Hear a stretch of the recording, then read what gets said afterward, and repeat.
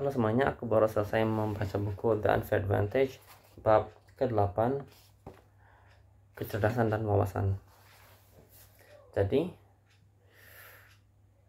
buku ini kan ada dua penulisnya. Nah, penulis pertama itu sering disebut sama teman-temannya dan keluarganya kalau dia itu cerdas. Jadi walaupun dia tuh jarang ngerjain tugas, jarang ngerjain PR, dia bisa saja memahami konsep-konsep yang diajarnya di kelas.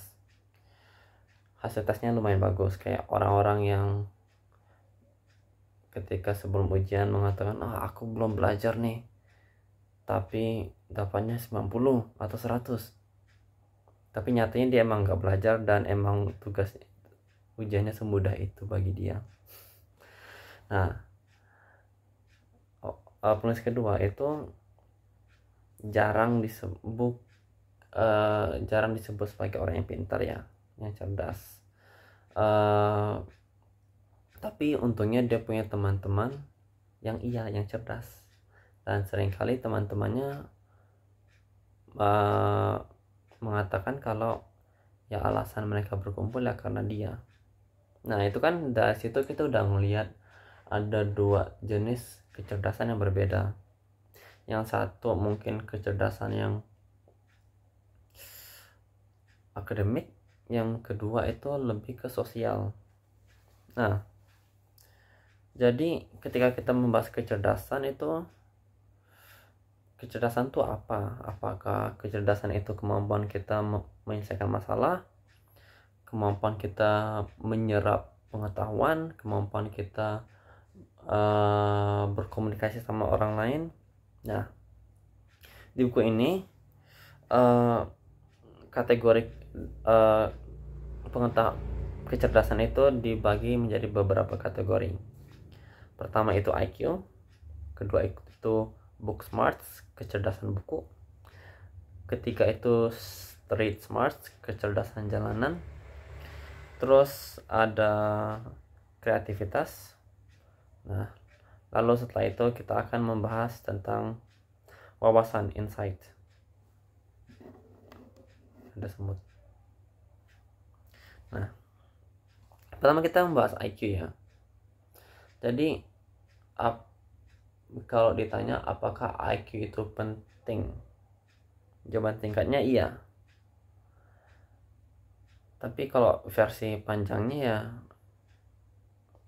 ya emang secara umum anak-anak yang dites dapat IQ yang lebih tinggi itu lebih sukses secara finansial, lebih sukses secara akademik, menjalani hidup yang lebih sehat, yang lebih lama. Tapi yang harus kita pahami adalah ini secara umum, karena ya motor lewat, karena ya kalau kita membahas kesuksesan ya banyak hal yang mempengaruhi hal tersebut gitu. Kita nggak bisa hanya menggunakan satu indikator. Dan ya IQ itu kan pada akhirnya pengukuran kemampuan kamu menyelesaikan tugasnya, tesnya. Maksudnya pengukuran apapun itu merupakan pengukuran kemampuan kamu ngelakuin tesnya. Enggak, walaupun tujuannya itu mengakses pengetahuan secara umum, kecerdasan secara umum. Karena dan ya mungkin setiap bidang itu butuh level IQ yang berbeda-beda gitu. Kayak misalnya seandainya kamu di bidang STEM, teknologi, sains, kemungkinan IQ-mu bakalan lebih tinggi dibanding orang yang bekerja di bidang sosial, hukum, politik. Bukan karena orang yang di bidang sains itu lebih cerdas gitu, tapi mungkin karena ketika kita nge-assess IQ itu agak besar porsi yang akses kemampuan perhitungan kita yang mungkin tidak terlalu terpakai di bidang sosial humaniora.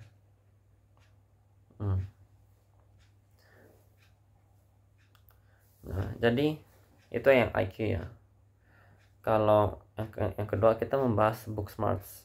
Jadi ini kemampuan kita untuk menyerap informasi dalam buku ataupun pendidikan formal gitu. Dan mungkin kamu ngerasa kalau kamu udah tahu kemampuanmu di bidang ini, tapi bisa jadi belum, karena bisa jadi kecerdasan bukumu itu munculnya rada ke belakang. Ya, penulis yang pertama tadi itu penulis yang kedua itu nggak terlalu jago di bidang sekolah. Bukan di bidang sekolah sih, ya di sekolah. Apalagi ketika dia itu nggak diberitahu kenapa dia harus mempelajarinya. Mungkin aku juga ngerasa aku demikian, kayak aku nggak terlalu tinggi nilainya ketika di sekolah karena gurunya nggak mengatakan kenapa aku harus belajar itu. Kayak aku ingat sebuah kisah guru olahragaku SMP itu mengatakan kalau kamu harus tahu ukuran lapangan bola voli, lapangan bola voli, karena andaikan nanti ada orang yang nanyain kamu, cuy, lapangan bola voli itu ukurannya gimana? Terus kamu nggak bisa jawab, ntar saya bakal malu sama kamu. Nanti ditanya, guru olahraga kamu siapa? Hah? Kamu SMP di mana? Ya kalau aku merasa pengetahuan seperti itu yang tujuannya agar hanya bisa menjawab pertanyaan, itu bukan pengetahuan yang baik, yang penting gitu, sehingga tidak saya pelajari. Nah, tapi ya aku juga pernah SD, pernah SMP, pernah SMA, dan ketika aku memandang teman-temanku yang awalnya ranking 1, ranking 2, ranking 3, ranking 4, ya hal itu belum tentu konsisten. Bisa aja pas SD dia itu emang juara, pada SMP bertemu orang lain, situasi yang lain enggak gitu. Jadi enggak apa-apa apabila sekarang kamu itu belum cerdas di bidang ini. Dan tapi ya, seandainya kamu emang senang membaca, senang belajar, ya mungkin kamu emang tinggi kecerdasannya di bidang ini. Kemudian kita ke pengetahuan kecerdasan jalanan, kecerdasan sosial emosional. Jadi ini penting karena namanya kehidupan, ya kita bertemu orang-orang. Kita nggak hanya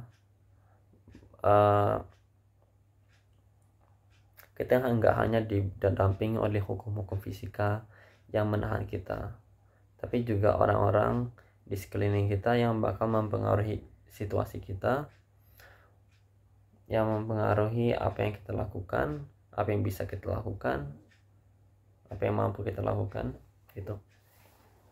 Dan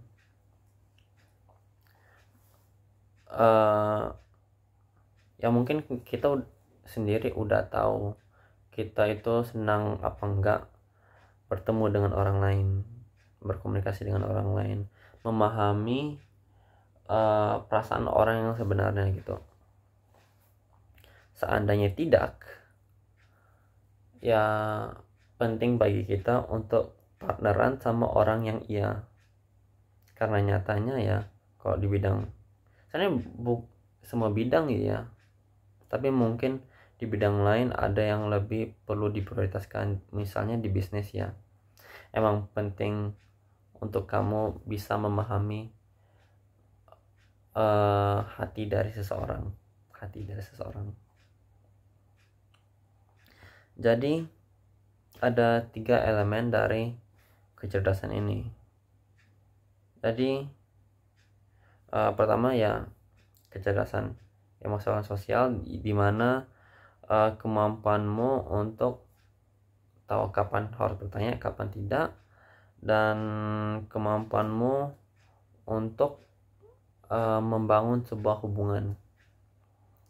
Yang kedua itu akal sehat, pengetahuan umum. Jadi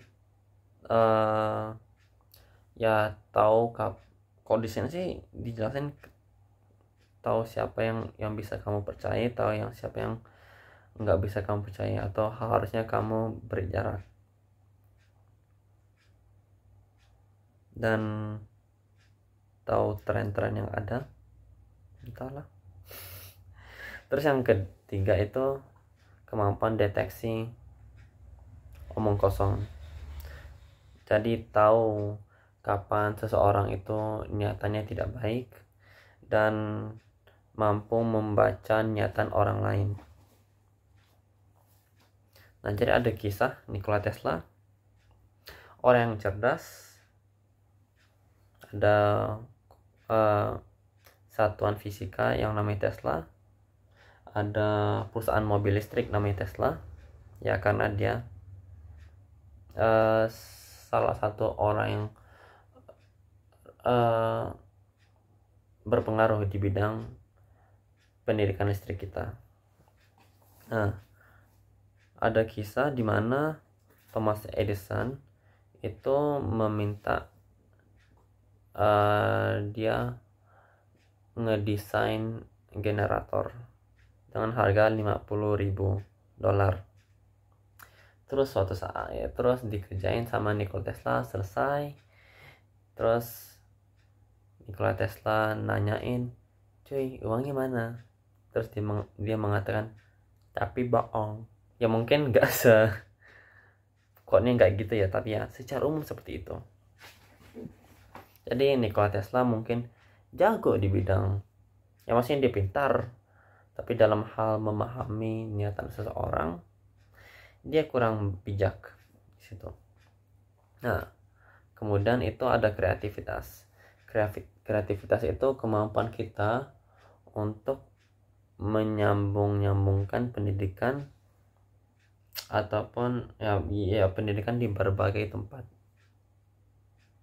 Jadi kemampuan, misalnya aku di bidang kimia, kemampuanku untuk menyambungkan kimia dengan mungkin bidang lain, bisnis, fisika, dan lain sebagainya. Nah, jadi jadi salah satu cara untuk mengembangkan kreativitas kita ya belajar hal baru gitu. Ya kita nggak bisa menyambungkan hal-hal ketika kita nggak tahu hal-hal.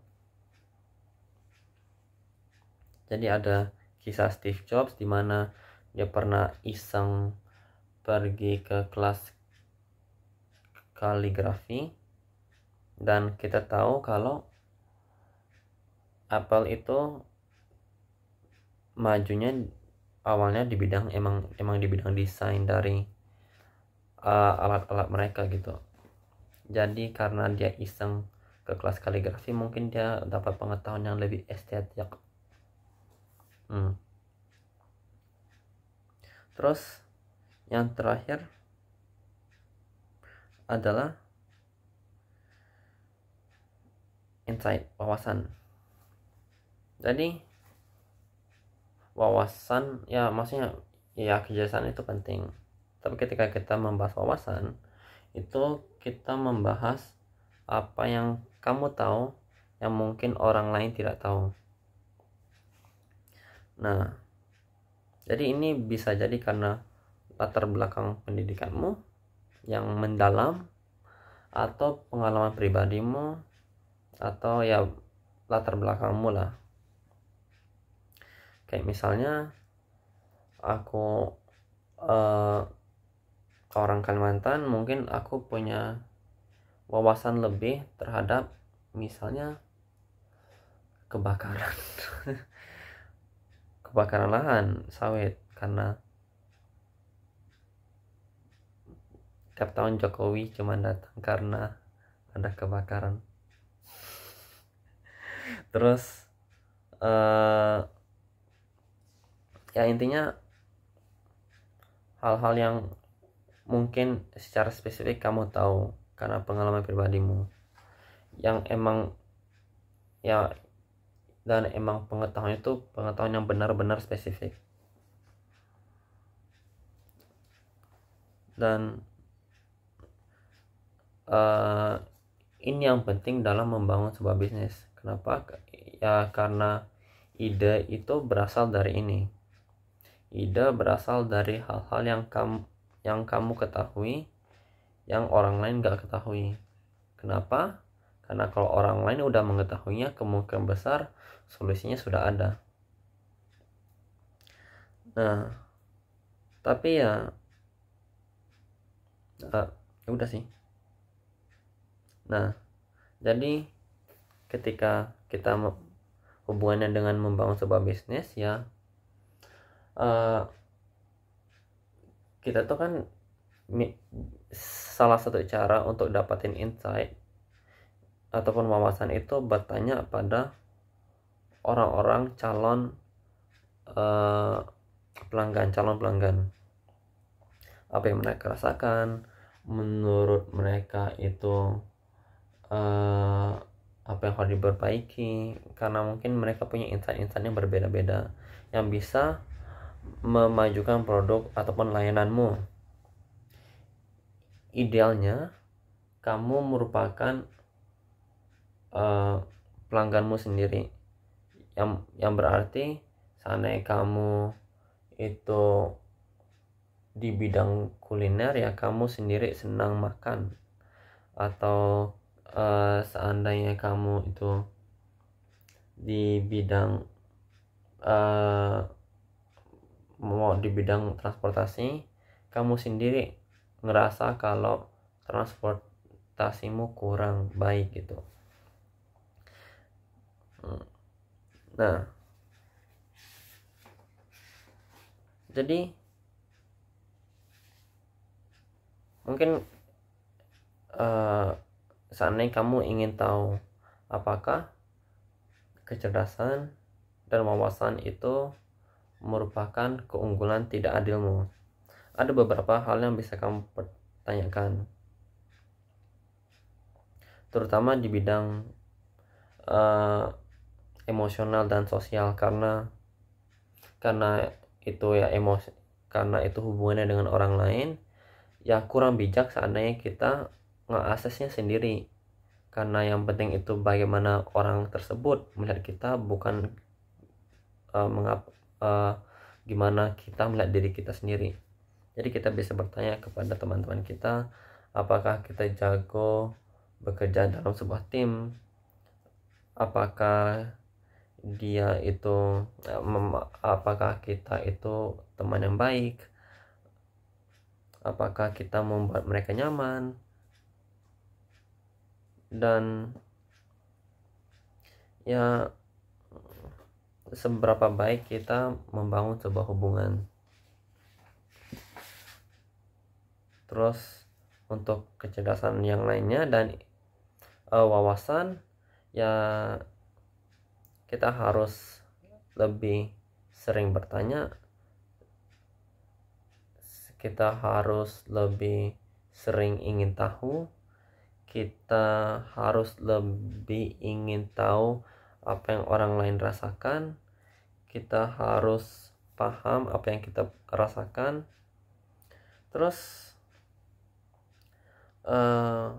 Yang terakhir ini kita harus tahu kapan orang lain itu kesulitan, karena dari kesulitan itu baru kita bisa memikirkan solusi atas kesulitan itu.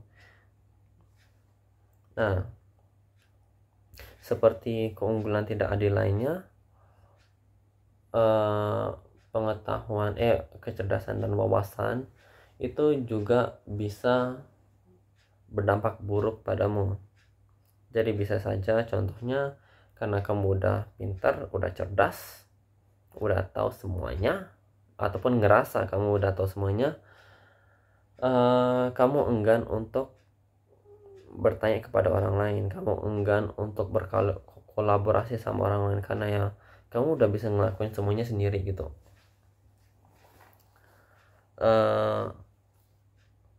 Terus bisa jadi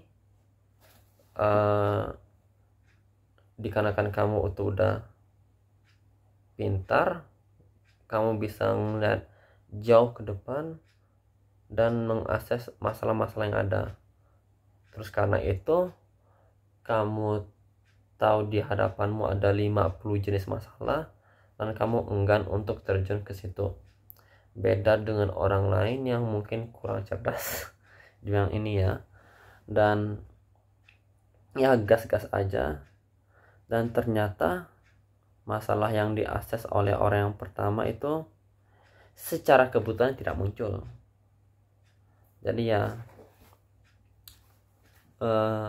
bersama kecerdasan itu muncul juga ketakutan untuk bergerak karena banyaknya masalah yang dia ketahui.